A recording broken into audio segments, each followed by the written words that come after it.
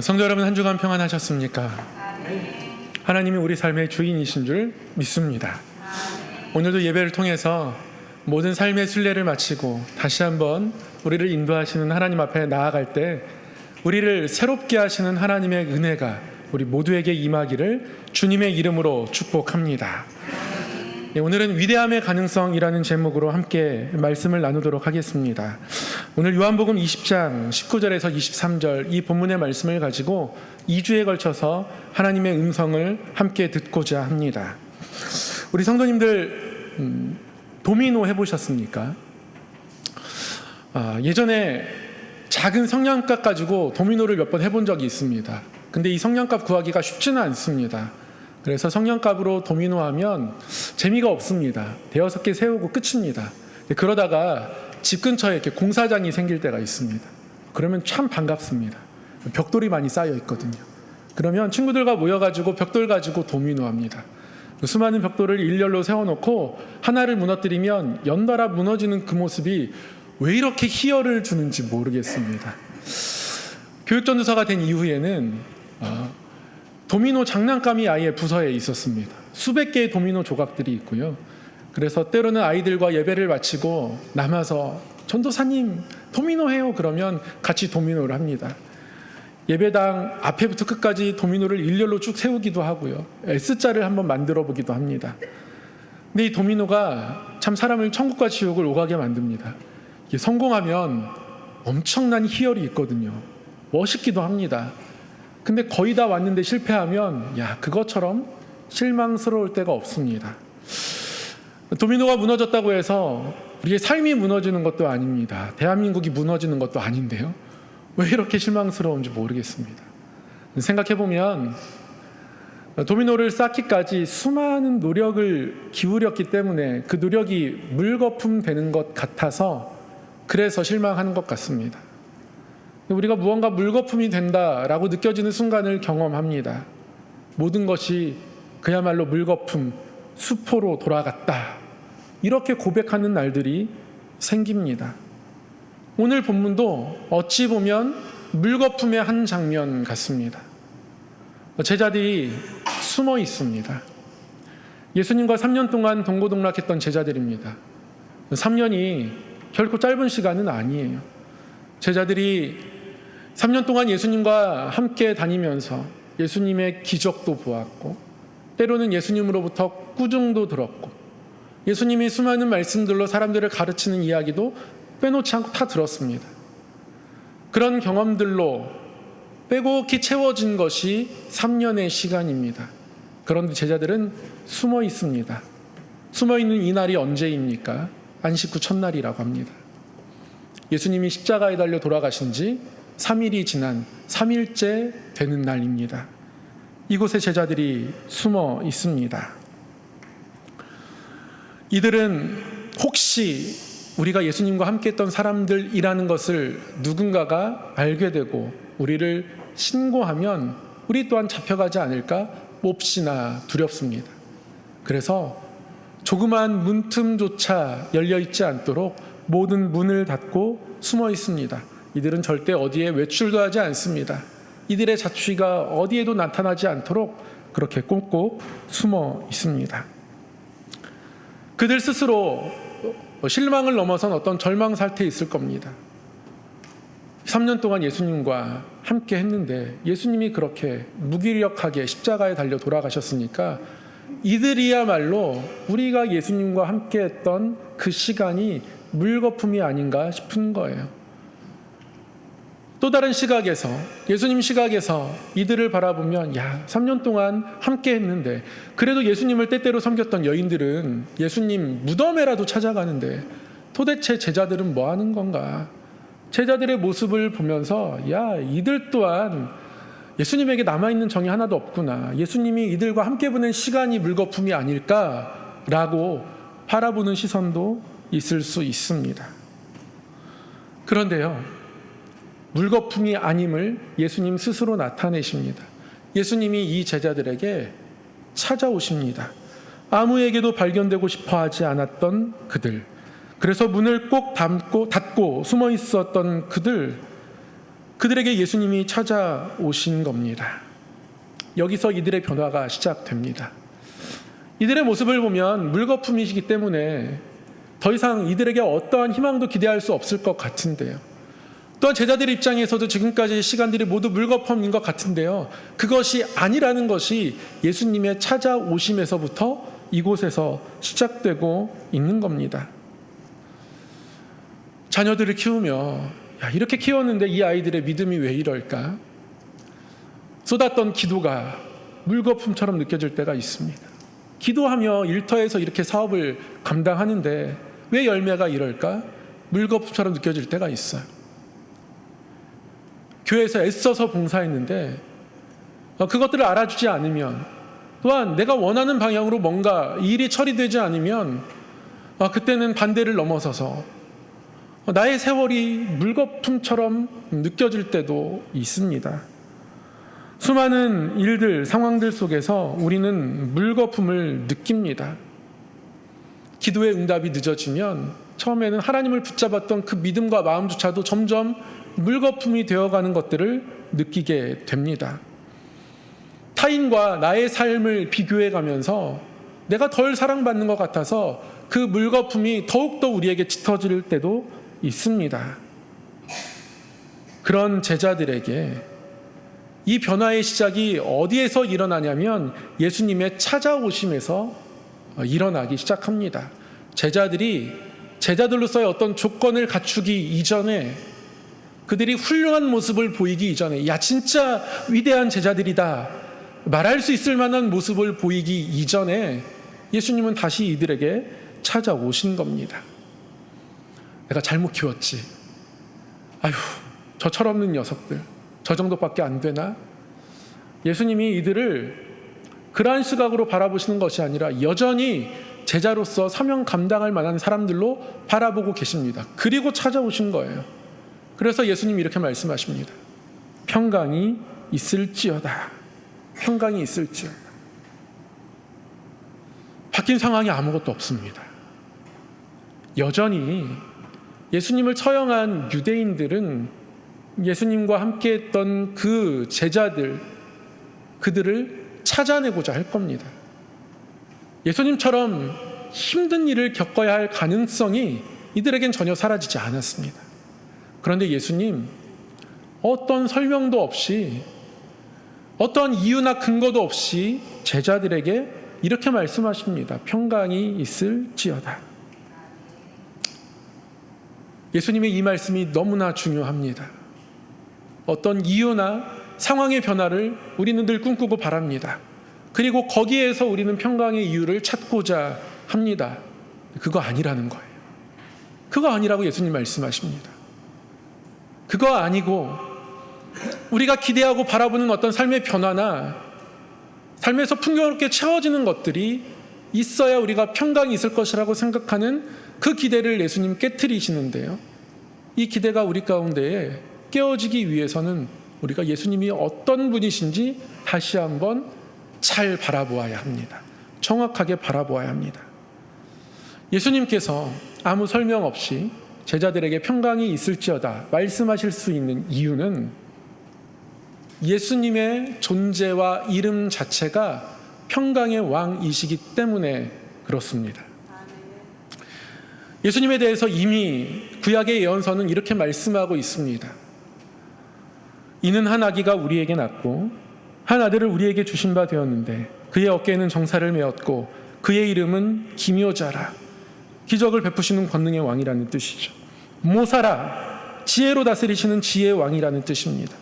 전능하신 하나님이시고 영존하시는 아버지라, 그리고요 평강의 왕이라 할 것임이라. 예수님의 이름 자체가 평강입니다. 그러니 이 말씀을 통해서 우리가 알 수 있는 건 평강이 있을지어다 말씀하시는 예수님 자체가 평강이시라는 겁니다.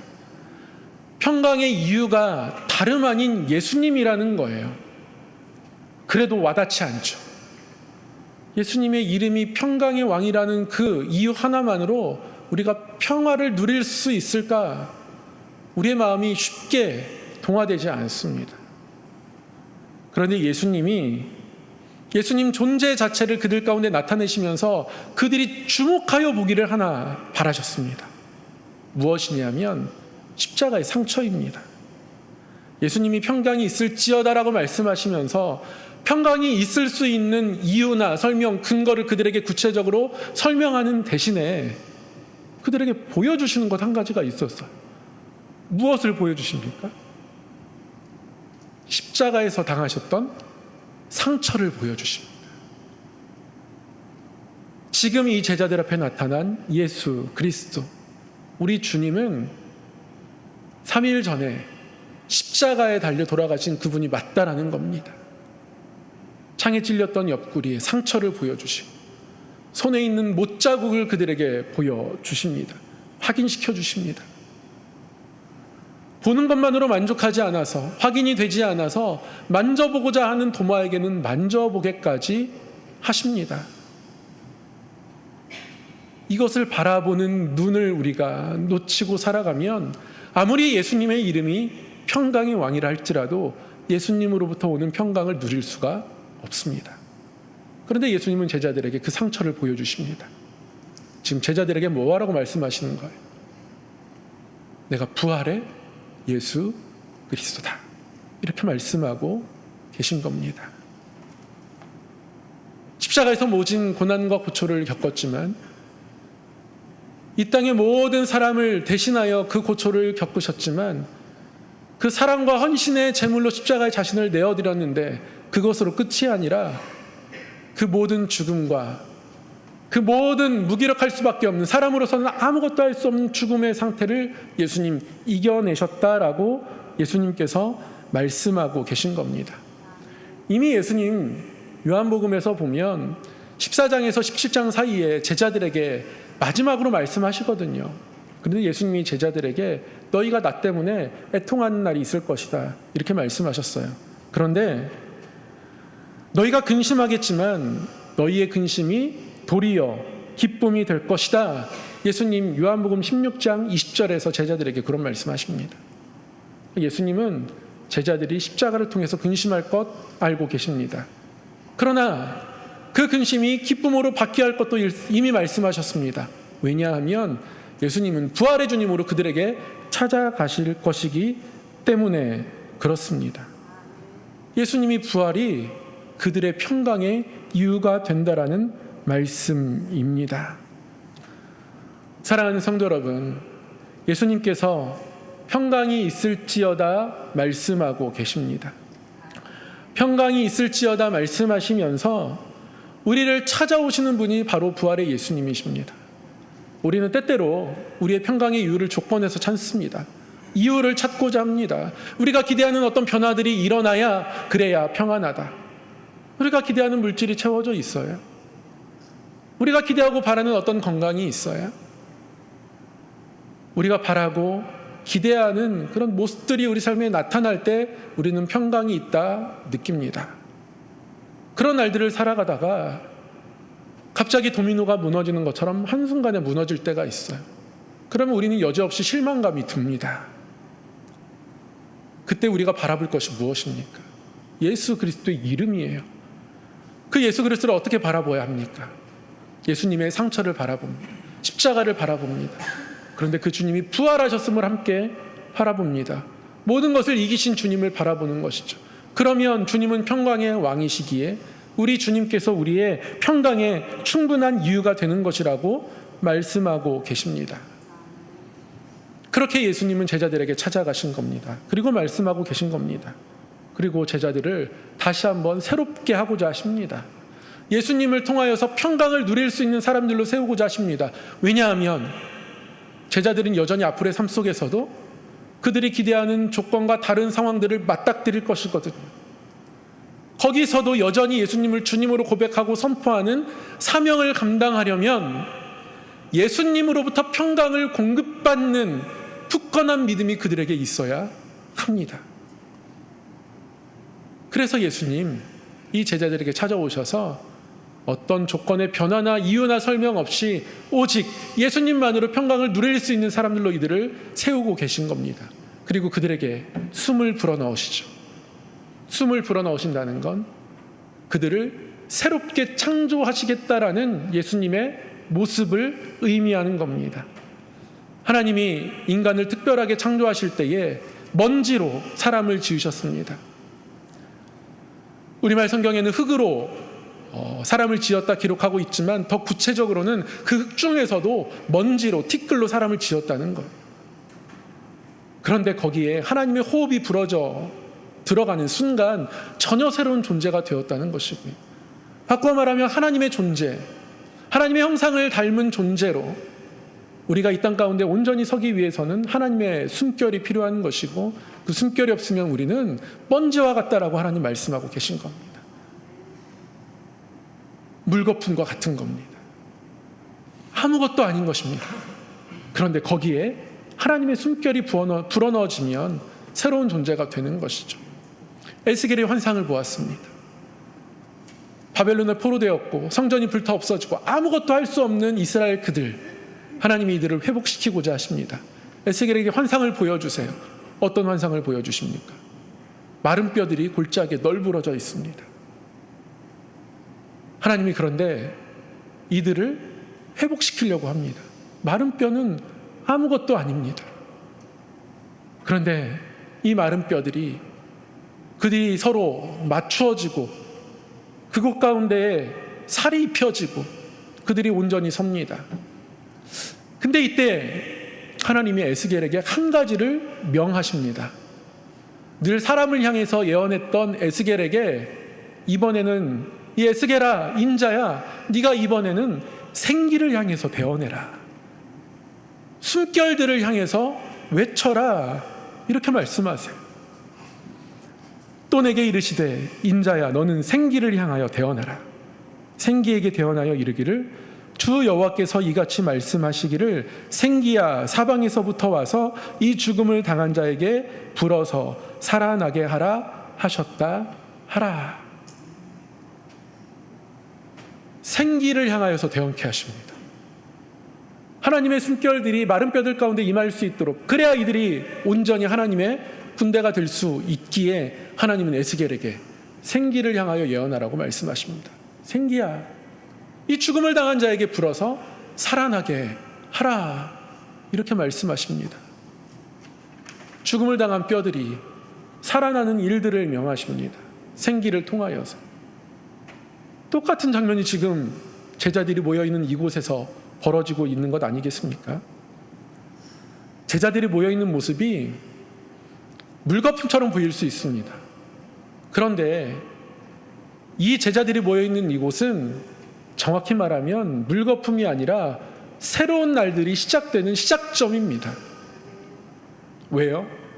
주님이 찾아오셨고, 그 찾아오신 주님은 부활의 주님이셨고, 그 주님이 이들에게 숨을 불어넣어 주시기 때문입니다.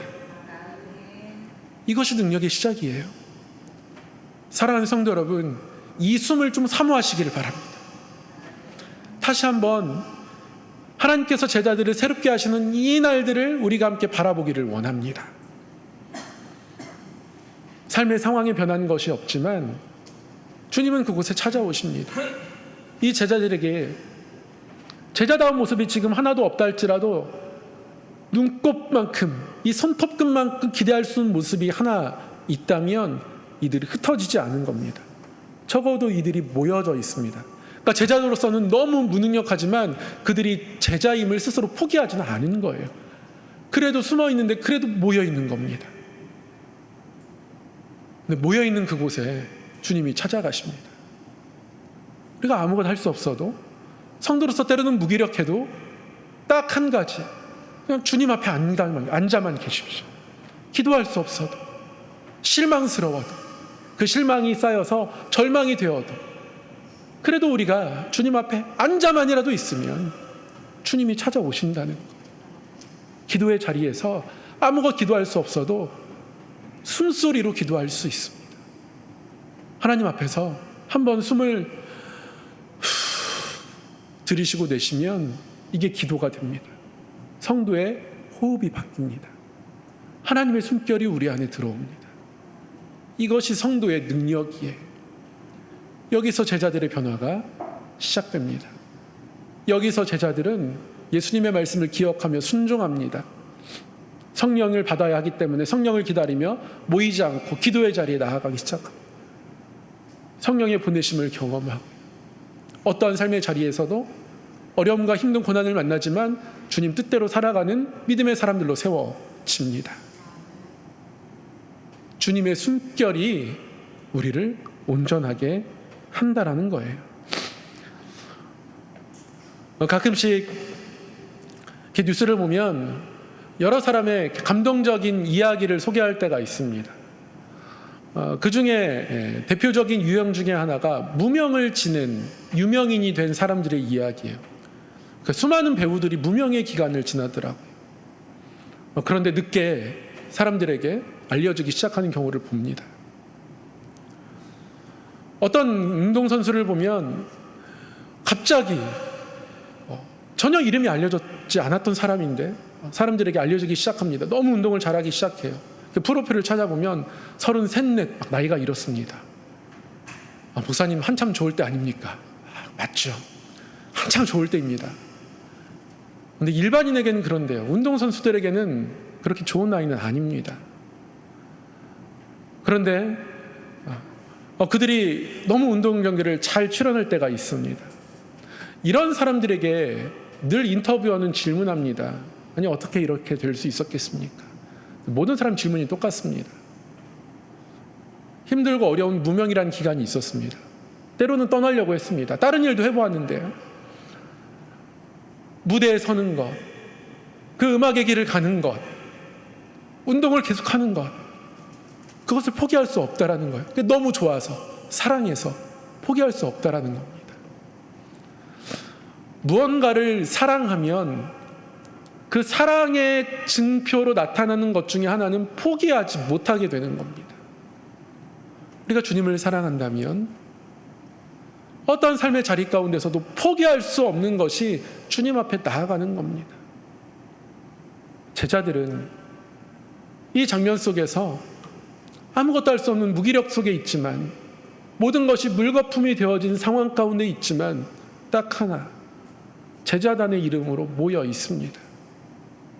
흩어질 수는 없는 거예요. 그랬더니 거기에 찾아오는 겁니다. 제자들의 사랑이 놀랍다, 감동적이다, 예수님을 향한 어떻게 이런 사랑을 가지고 있을까, 우리에게 감동을 줄 정도는 아닙니다. 그런데 그 자그마한 사랑, 이 눈꽃 같은 그 사랑의 자리에 예수님이 찾아오셔서 숨을 불어 넣어 주십니다. 우리는 그것을 기대하며 살아가는 사람들입니다. 그 예수님의 숨, 이 숨은 우리에게 새날 주시겠다는 약속이기도 합니다. 사랑하는 성도 여러분, 우리의 믿음은 연약하지만 우리 예수님은 찾아오십니다. 부활의 주님으로 찾아오십니다. 그러니 우리가 늘 바라보고 기도해야 할 것이 무엇이겠습니까? 부활의 주님을 만나고 그 숨결을 기대하는 것이죠. 그 한 줌의 숨이 우리를 바꿔놓습니다. 우리 삶을 바꿔놓을 수 있습니다. 이 믿음 가지고 살아가는 믿음의 권속되기를 주님의 이름으로 소망하고 축복합니다. 기도하겠습니다.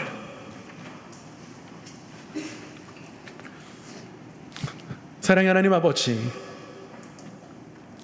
때로는 우리의 날들이 물거품처럼 다가올 때가 있습니다.